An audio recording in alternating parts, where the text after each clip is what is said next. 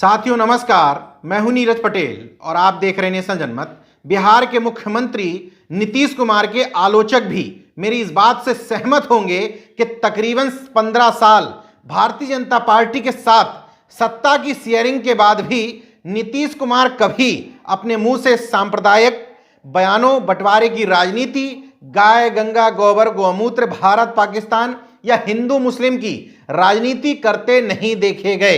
इसलिए क्योंकि उनका जो मूल वोट बैंक कहा जाता है उसमें बिहार का मुस्लिम भी एक बड़ा पार्ट है।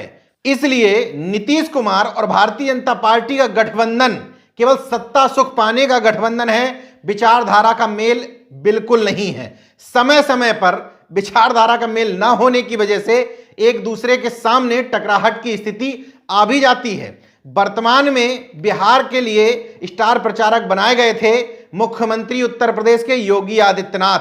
अब वो जिस तरह के बयानों के लिए जाने जाते हैं तो बिहार में पहुंचकर वो उसी तरह के बयान दे रहे हैं। सांप्रदायिकता की राजनीति और बंटवारे की राजनीति के लिए चूंकि वो जाने जाते हैं उग्र हिंदुत्व के लिए, तो स्वाभाविक है कि मंचों से वो यही सब बोलेंगे। लेकिन नीतीश कुमार के लिए ये असहज करने वाली स्थिति थी। इसलिए इस चुनाव में कई बार ऐसे मौके आए जब दोनों दल एक दूसरे से टकराहट की स्थिति में दिखे, लेकिन योगी आदित्यनाथ के सीएए और एनआरसी पर दिए गए बयान के बाद नीतीश कुमार को खुल करके न सिर्फ उनके विरोध में आना पड़ा बल्कि उनको मंच पर चुनौती भी दे डाली। पहले उत्तर प्रदेश के मुख्यमंत्री योगी आदित्यनाथ का बयान सुनिए, फिर नीतीश कुमार का सुनवाता हूं। और घुसपैठ की समस्या का भी समाधान मोदी जी ने निकाला है। उन्होंने एक बात स्पष्ट कर दी, जो पाकिस्तान, बांग्लादेश और अफगानिस्तान में प्रताड़ित हैं। आपने देखा होगा भारत के अंदर भी अल्पसंख्यक समुदाय है, विशेष अधिकारों के साथ यहां रहता है, उसे कोई परेशानी नहीं।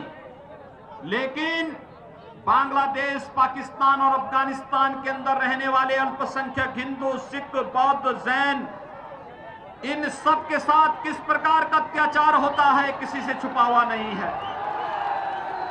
नागरिकता संशोधन कानून के माध्यम से उनकी सुरक्षा की गारंटी देने का कार्य जहां प्रधानमंत्री मोदी जी ने किया है, वहीं भारत सरकार ने इस बात को भी कहा है, अगर कोई घुसपैठ या भारत की सुरक्षा पर सेंध लगाने का कुत्सित प्रयास कर रहा है, उसे निकाल बाहर करने का कार्य भी करेंगे। भाइयों बहनों, ये देश की सुरक्षा के साथ और देश की संप्रभुता के साथ कोई भी खिलवाड़ हम नहीं बर्दाश्त करेंगे। अब योगी आदित्यनाथ जी क्या करें? जिस काम के लिए उनको लगाया गया था वो अपना काम पूरी शिद्दत से निभा रहे थे, लेकिन नीतीश कुमार जी भी क्या करें? वो अपनी सुशासन बाबू की छवि के साथ साथ अन्य पिछड़ी जातियों और मुस्लिमों में भी पैठ बनाए रखना चाहते हैं। भले ही मंच से उन्होंने घोषणा कर दी हो कि मेरा अंतिम चुनाव है, लेकिन राजनीति में कभी भी कुछ भी कह दिया जाता है, इसलिए इसको पॉलिटिकल स्टंट माना जा रहा है। और यह भी माना जा रहा है कि नीतीश कुमार का तमाम सारे रैलियों में विरोध हो रहा है, इसलिए हो सकता है कि वोटरों की सहानुभूति और सिंपैथी पाने के लिए उन्होंने बयान दिया हो। खैर, नीतीश कुमार ने योगी आदित्यनाथ का सामान्य भाषा में नहीं बल्कि कड़ी भाषा में पलटवार किया है। जरा सुनिए। सब तरह की बातें कह दी है भाई, एक एक बात जान लीजिए। और ये कौन दुष्प्रचार करता रहता है, फालतू बात करता रहता है, यहां से कौन किसको देश से बाहर करेगा? ऐसा इस देश में किसी में दम नहीं है कि हमारे लोगों को, सब हिंदुस्तान के हैं, सब भारत के हैं, कौन इसको बाहर करेगा साहब? ये सब कैसी बात करते रहते हैं यूं ही। हम तो आपने जब से मौका दिया है, आप बताइए, समाज में प्रेम का, भाईचारे का, सद्भावना का माहौल पैदा किया, सबको एकजुट करने की हमने कोशिश की है। कुछ लोग चाहते हैं समाज में झगड़ा चलता रहे, कोई काम करने की जरूरत नहीं है, और हम तो काम करते रहते हैं। और हमारा मकसद यही है कि जब सब लोग प्रेम से, भाईचारे से, सद्भावना के साथ रहेंगे तभी समाज आगे बढ़ेगा, लोग आगे बढ़ेंगे, तरक्की करेंगे। तो हम अब सत्ता तो सत्ता ठहरी, भले ही विचारधारा का मेल ना हो पा रहा हो, लेकिन सत्ता के लिए घुमा फिरा करके ये बेमेल खिचड़ी बार बार पक जाती है। 2015 के चुनाव में नीतीश कुमार जी आरजेडी के साथ यानी कि तेजस्वी के यादव के साथ मिलकर के चुनाव लड़ रहे थे। एक तरफा चुनाव हुआ था।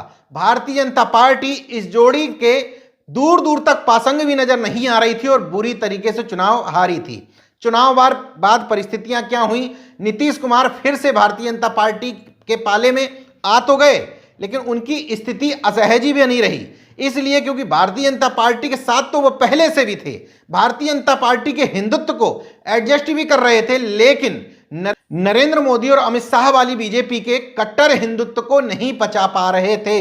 यही वजह है कि एक समय में वो पूरे देश में घूम घूम करके विपक्ष का चेहरा बनते जा रहे थे और संघ मुक्त भारत की बात कर रहे थे। लेकिन फिर से वही बात, सत्ता तो सत्ता ठहरी।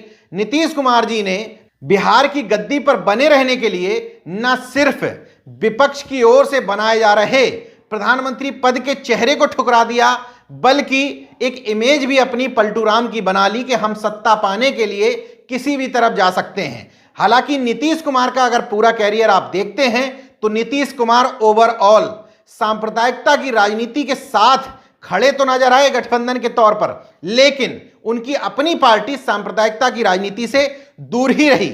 इससे पहले भी वो मुख्यमंत्री योगी आदित्यनाथ को बिहार में आने के लिए चुनौती देते हुए देखे गए थे। जरा वो भी बयान सुन लीजिए। हम जो अखबार में देखें, कहा कि बिहार में फिर से अभी चुनाव करा दीजिए, हम तैयार हैं, लेकिन साथ साथ यूपी का भी चुनाव करा दीजिए। फिर से यूपी का बिहार का एक साथ चुनाव करा दीजिए और करा दीजिए लोकसभा का यूपी और बिहार का, जो भी आपके मेंबर जीते हैं करा दीजिए। तो है हिम्मत तो कराइए, हमको कोई दिक्कत नहीं। कल तैयार होइए, कल हम तैयार हैं। फिर नीतीश कुमार के 15 साल के कामों को अगर देखें तो उसमें स्पष्ट तौर पर दिखता है कि वो कई बार भारतीय जनता पार्टी के प्रभाव से बाहर नजर आए। जैसे बिहार पूरे देश में पहला राज्य बना जिसने निजी क्षेत्र में आरक्षण देने के लिए बकायदा कैबिनेट में प्रस्ताव पारित कराया और उसको कानून भी बना दिया। बिहार पहला राज्य बना जिसने पंचायत और नगर निकाय के चुनाव में महिलाओं को 50% आरक्षण दिया और नौकरियों में भी 33% आरक्षण की घोषणा करी। अति पिछड़ी जाति के लोगों को भी अलग से आरक्षण देने का प्रावधान नीतीश कुमार ने किया। यही दांव उनके लिए बार बार सत्ता की कुंजी बनता रहा। इस बार भी बीजेपी के साथ होने के बाद भी जो चुनाव में उन्होंने टिकट का बंटवारा किया उसमें सोशल इंजीनियरिंग का विशेष ख्याल रखा गया। बंटवारे के तहत 122 सीटें उनको मिली थी, 7 सीटें हम यानी कि जीतन राम मांझी की पार्टी को दे दी, बची 115 सीट।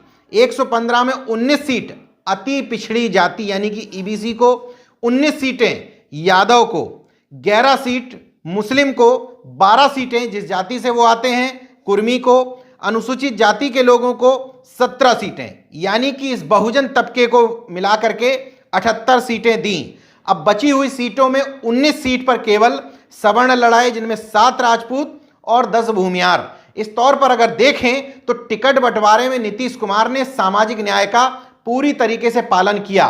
फिर नीतीश कुमार का इस बार इतना विरोध क्यों है?